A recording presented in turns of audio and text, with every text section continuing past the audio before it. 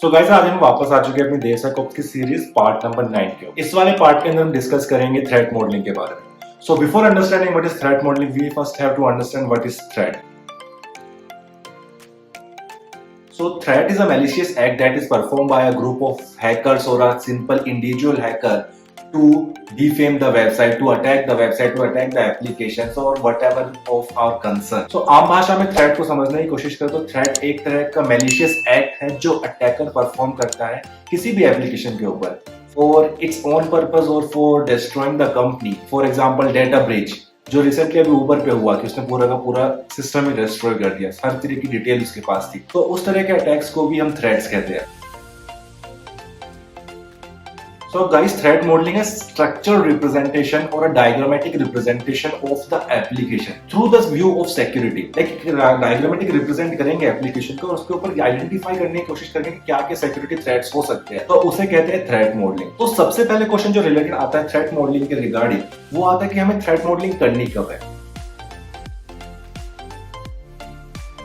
इसका आंसर ये आता है कि हमें threat modelling her stage of SDLC में करनी है, but her stage of SDLC में पॉसिबल नहीं है, तो हम स्टार्टिंग में ही करते हैं। तो स्टार्टिंग में जब एप्लीकेशन बनी भी नहीं होती है वहां पे थ्रेट मॉडलिंग अप्लाई करते हैं। तो क्वेश्चन फिर ये आता है कि जहां पे एप्लीकेशन बनी भी नहीं है तो उसके ऊपर थ्रेट मॉडलिंग कैसे अप्लाई करें।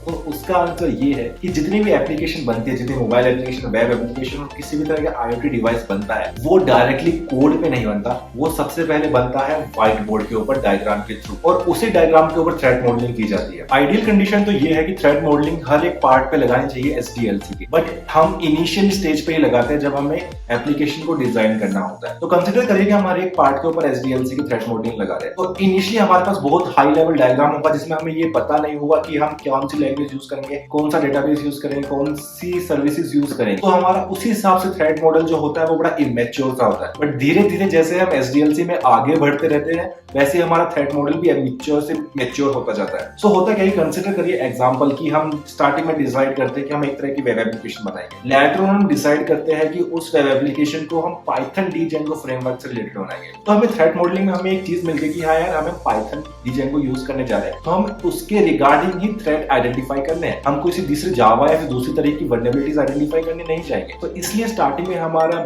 थ्रेट मॉडल बड़ा इमेच्योर सा होता है, बट लेटर ऑन धीरे धीरे वो बड़ा होता जाता है और मैच्योर बनता जाता है, उसमें ज्यादा डिटेल्स आना चालू हो जाती है।